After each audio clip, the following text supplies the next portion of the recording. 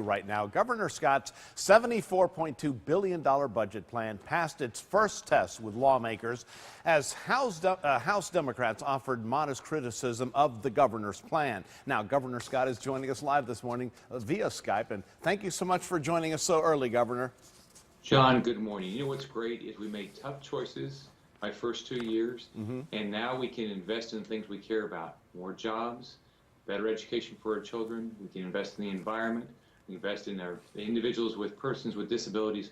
We can do the things we all want to do because our economy is now coming back because of the tough choices we made. Good point, Governor, but some say that you perhaps may be doing this only as a political maneuver with re-election looming next year. What do you say to those folks? Well, you know, I travel the state pretty much every day, and I listen to Florida families. You know what they care about? It's what you and I care about. We say, you know, we want a job. We want our children to get a great education. We're happy that now we have a budget that we can invest in the Everglades, we can invest in our springs, we can invest in the individuals that don't have the right health care, things like that. So I'm doing this for your family.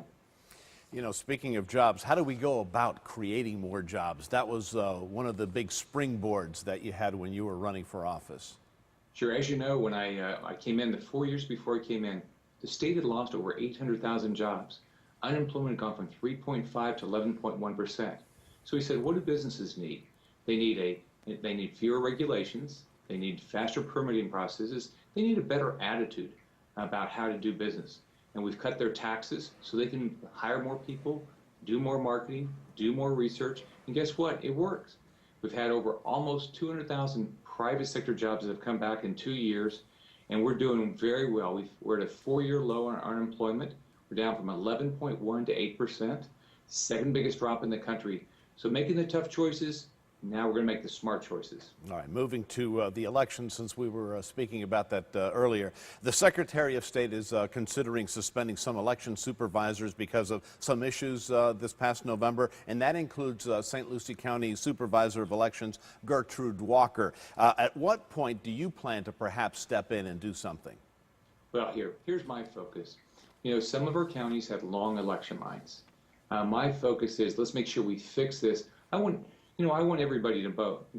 Now, of course, I'd like them all to vote for me, but I want everybody to feel comfortable voting. So I've said we've got to cut the size of our ballot. We've got to increase our number of polling stations. We've got to add more early voting. So we've got to do the things to make sure everybody gets out and votes. Governor Scott, so many questions, so little time. We'll have to leave it there, but we thank you so much for joining us live this morning via Skype. John, have a wonderful day. All right, you do the same. Thank you.